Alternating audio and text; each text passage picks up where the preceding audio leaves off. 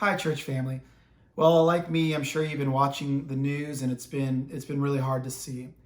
It all started, on Memorial Day when we saw the just a senseless murder of George Floyd. If you watch that and it does not tear you up inside, I don't know what will.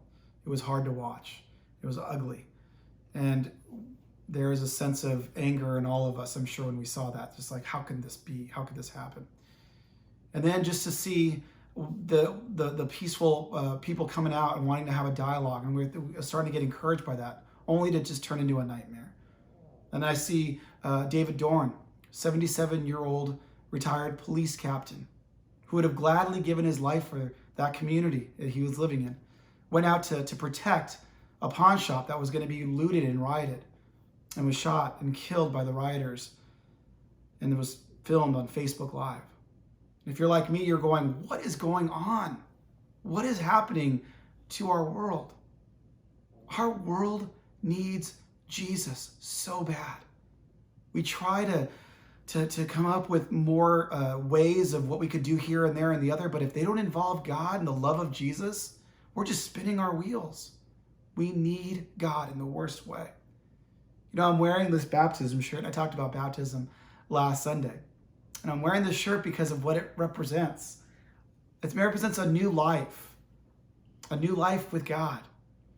When I think of that, I see these girls, and I want them to grow up in a different world. It won't be perfect. Nothing is until we get to heaven. But I want them to grow up in a world that we made a bit of a difference. That by the time that they grow up, that being a part of our church and being a part of God's church, it made a difference, that we were part of a solution, that when they grow up, that there'll be a little less hate in this world. There'll be a little less prejudice in this world, a little less violence and racism and ugliness that we're seeing all across the board, that we can learn to work with each other and listen to each other, and the community can come together. I pray that they could grow up in that kind of a world, and that's what I want our church to be a part of the solution. So I'm asking you, part of our church family, to commit for the rest of the month of June at 12 o'clock noon every day, whatever you're doing, you stop what you do, so that we could be praying for our nation, that we could be praying about how we could be part of the solution. God's going to give you some insight. He's going to open up our minds to some things that we can be doing, some productive things we could be doing in our community.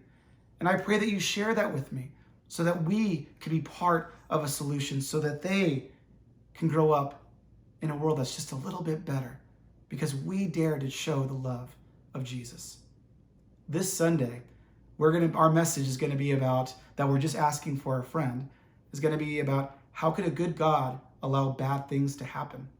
We're going to talk about that this Sunday. I'd encourage you to invite some people into this service with us. Now, it's going to be on Facebook and Instagram Live, and I do have some more information, but not this week, about when we'll be meeting in person again.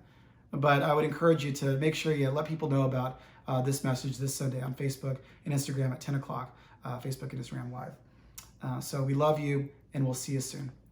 Bye-bye.